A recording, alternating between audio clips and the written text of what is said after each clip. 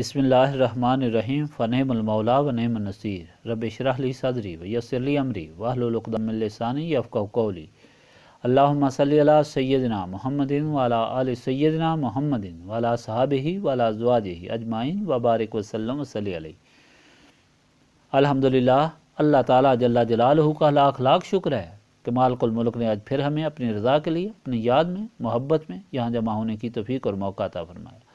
لاکھوں اور کروڑوں درود اور سلام سرور انبیاء حبیب خدا حضرت محمد مصطفیٰ صلی اللہ علیہ وآلہ وسلم پر، جن کے طفیل یہ کرم ہوا۔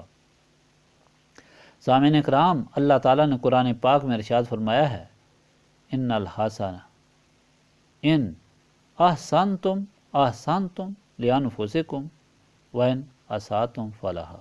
اگر تم نے بھلائی کی تو اپنی جانوں کے لیے بھلائی کی، اور اگر برائی کی تو اپنی جانوں کے لیے کی۔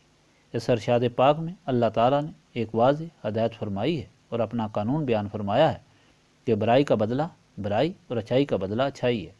یہ ایک ایسا قانون ہے کہ حابیل اور قابیل سے لے کر اب تک کار فرما ہے اور قیامت تک رہے گا۔ کوئی ایک واقعہ بھی اس حقیقت کو جھٹلا نہیں سکتا، بلکہ تاریخ کا ایک ایک ورق اس کی صداقت میں بول رہا ہے۔ تاریخ دو قسم کی ہے، ایک وہ جو انسان نے لکھنی شروع کی، اور بنیاد اس کی بھی اسی پر ہے کہ گزشتہ واقعات آئندہ کے لیے رہنمائی میں تبدیل ہو سکیں۔ گزشتہ واقعات سے انسان عبرت حاصل کر کے آئندہ کے لیے اپنی زندگانی سے دھار لے، اور یہ ایک سچی تاریخ ہے جس میں کوئی ستم نہیں ہو سکتا اور کوئی زیادتی اور کمی نہیں ہو سکتی۔ اور یہ تاریخ خدا تعالیٰ کے کاتب لکھ رہے ہیں، اور جن کو اللہ تعالیٰ مخلوق خدا کی ہدایت کے لیے قرآن پاک میں جا بجا ہدایت کے ساتھ ثبوت کے لیے پیش فرماتا ہے۔ اور اس کی بنیاد اسی پر ہے کہ انسان گزشتہ تاریخ سے سبق کا حاصل کر کے آئندہ احتیاط کرے، مگر انسان ناشکر احسان فراموش ہے اور شیطان اور نفس کے ہاتھوں قید ہوتا ہے کہ پھر وہی غلطیاں دہراتا ہے جو گزشتہ زمانے میں تباہی اور بربادی کا باعث بنی۔ بنی اسرائیل کے واقعات کو اللہ تعالیٰ نے جا بجا بیان فرمایا کہ کس طرح وہ اپنی تباہی کو دعوت دیتے رہے، اور ہدایت فرمائی کہ امت محمدیہ صلی اللہ علیہ وآلہ وسلم ایسے کاموں سے بچے مگر بد نصیب نہ بچ سکے۔ ساری تاریخ تو بیان کرنا ممکن نہیں، صرف گزشتہ اور حال کے دو واقعات مختصر اس لیے بیان کرتا ہوں کہ انسان نے عبرت نہ حاصل کی اور انجام بد کو پہنچے۔ لیکن خدا تعالیٰ کے بندوں نے بدی کا ساتھ کبھی نہ دیا، بلکہ اپنی قربانی دے دی اور ایک دوسرے سے بڑھ چڑھ کر دی، اس لیے کہ وہ اپنے خالق کے سامنے سرخرو ہوں۔ خالق اور مالک نے ان کی قربانی کو ضائع نہ ہونے دیا، بلکہ ان کے درجات کو رفعت عطا فرمائی، اور ان کے ساتھ بدسلوکی کرنے والوں کو عبرتناک سزائیں دیں جو مالک کی موجودگی اور حق کی فتح کا ثبوت ثابت ہوئیں۔ حضرت ابن عباس سے روایت ہے کہ بنی اسرائیل کا بادشاہ جو اپنے آپ کو مذہب کا پابند بتاتا تھا اور اس قوم سے تعلق رکھنے والا تھا جس کی ساری تاریخ فرعون کے زمانے سے لے کر آج تک عبرتناک ہے، وہ یحییٰ علیہ السلام کی بہت عزت کرتا تھا، لیکن شیطان نے اس کے دل میں اپنے بھائی کی بیٹی کا عشق ڈال دیا اور اس نے اس کے ساتھ شادی کرنا چاہی۔ حضرت یحییٰ علیہ السلام نے کہا کہ یہ تم پر حرام ہے۔ لڑکی کی ماں کو پتہ چلا تو اس نے اپنی بیٹی کو فریب سکھا کر بادشاہ کے پاس بھیجا۔ جب بادشاہ کو کافی الو بنایا تو بادشاہ نے مطالبہ کیا کہ جو یہ سامنے تشت ہے اس پر یحییٰ علیہ السلام کا سر آنا چاہیے۔ بادشاہ نے کہا کہ اس کے علاوہ جو تو مانگے حاضر ہے، مگر وہ نہ مانی۔ بادشاہ نے حکم دیا تو اللہ تعالیٰ کے پیارے یحییٰ علیہ السلام کا سر کاٹ کر تشت میں حاضر کیا گیا، لیکن اس سر سے علانیہ آواز آ رہی تھی کہ بات خدا کے حکم کے خلاف ہے اور جرم۔ صبح معلوم ہوا کہ جہاں حضرت کو شہید کیا گیا تھا وہاں خون جوش مار رہا ہے۔ اس پر مٹی ڈالی گئی، لیکن خون ابلتا رہا اور مٹی ڈالتے رہے یہاں تک کہ شہر کی فصیل سے مٹی اوپر ہو گئی۔ پھر صحابیل بادشاہ بابل نے اپنی فوج بخت نصر کی قیادت میں حملے کے لیے بھیجی۔ اسرائیلیوں نے قلعہ بندی کر لی اور بخت نصر آخر تھک کر واپس جا رہا تھا کہ اسے ایک بوڑھی عورت ملی۔ اس نے کہا کہ تم شہر فتح کر سکتے ہو، لیکن میرا ایک مطالبہ منظور کرنا پڑے گا۔ اس نے مان لیا۔ بادشاہ نے کہا کہ صبح لشکر کے 4 حصے کرو اور شہر کے چاروں طرف پھیل جاؤ اور دعا کرو کہ یا اللہ، ہم یحییٰ بن زکریا علیہ السلام کے خون کا قصاص لینا چاہتے ہیں۔ چنانچہ ایسا ہی کیا گیا تو چاروں دیواریں گر گئیں۔ اس نے بخت نصر کو کہا کہ اب خون ریزی سے ہاتھ روکو اور میرے ساتھ آؤ، اور سیدھا حضرت یحییٰ علیہ السلام کے خون پر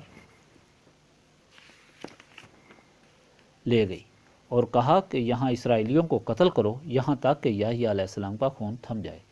چنانچہ اس نے 70,000 اسرائیلیوں کو قتل کیا تو خون رک گیا۔ اس نے کہا کہ جب اللہ تعالیٰ کا بندہ قتل ہوتا ہے تو اللہ تعالیٰ کا غضب ہوتا ہے۔ قاتل اور قتل پر راضی ہونے والوں پر یہ تاریخی واقعہ ثابت کرنے کے لیے ہے کہ اپنی خوشی کے سامان کرنے والے نے خدا تعالیٰ کے بندے کا قتل ایک معمولی جرم سمجھا، جسے خدا تعالیٰ نے عظیم جرم قرار دیا اور ساری قوم کو غارت اور تباہ کر دیا، اس لیے کہ اسی اللہ تعالیٰ کے پیارے بندے نے اللہ تعالیٰ کے حکم میں اپنی جان کی کوئی قیمت نہ سمجھی اور خوشی سے قربانی دے دی، اور قربانی کے بعد بھی اس کے سر بریدہ سے آواز حق بلند ہوتی رہی۔ قربانی عظیم تھی لیکن مالک نے بدلہ بھی عظیم لیا۔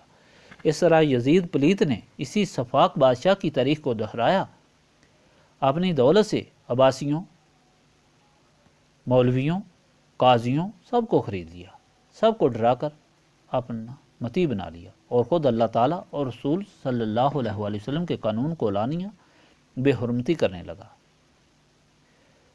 اللہ صلی اللہ علیہ وآلہ وسلم کے قانون کی لانیہ بے حرمتی کرنے لگا۔ قاضی، مولوی، لانتی پھر بھی اس کی تعریف کے پل باندھتے رہے، ڈر کے ہوتے ہوئے یا ضمیر بیچتے ہوئے، لیکن اللہ تعالیٰ کے پیارے رسول صلی اللہ علیہ وآلہ وسلم کے جگر گوشے نے اس کیفیت کو برداشت نہ کیا۔